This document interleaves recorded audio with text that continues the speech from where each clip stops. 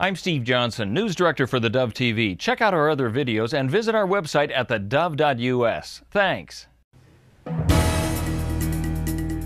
Good evening, I'm Steve Johnson. Be sure to get our iPhone, iPad, and Android app. Then you can watch the Dove News on demand on your mobile app and on the Dove Roku channel as well. From the Dove Newsroom at this hour, Syrian activists and Kurdish officials say a group of Syrian rebels have entered the embattled border town of Kobani to help Kurdish fighters battling Islamic State extremists. The group of around 50 armed fighters is from the Free Syrian Army, an umbrella group of the mainstream rebels fighting to topple Syrian President Bashar Assad. Their arrival came several hours after a group of Iraqi Kurdish Peshmerga troops arrived in Turkey, also on their way to Syria to help their Syrian Kurdish brethren fight IS militants. The Peshmerga fighters from Iraq are expected to cross into Syria. The U.S. already has more than 1,000 troops in West Africa helping with the fight against Ebola. That number could grow to nearly 4,000. When they return from those missions, every one of those troops will go into supervised isolation for 21 days. That's the policy announced today by Defense Secretary Chuck Hagel.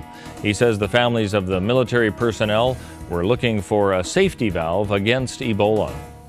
Home prices in the nation grew more slowly in August with modest sales. It's a trend that could also help make homes more affordable for buyers in the months ahead.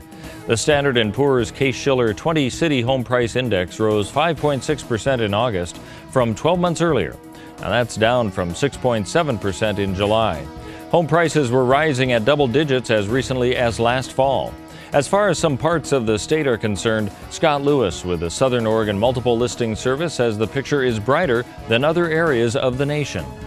Actually, the Southern Oregon market has been ahead as far as the number of sales and the rate of appreciation compared to the national levels. There have been a few isolated pockets nationwide that have done better, but we've been seeing a lot of activity and we've been ahead of the national numbers for quite a while.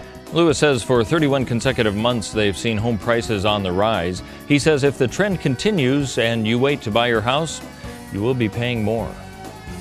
Well, authorities say a child rape suspect who went on a violent cross-country crime spree told people his ultimate goal was to return to Massachusetts to kill a 13-year-old rape victim.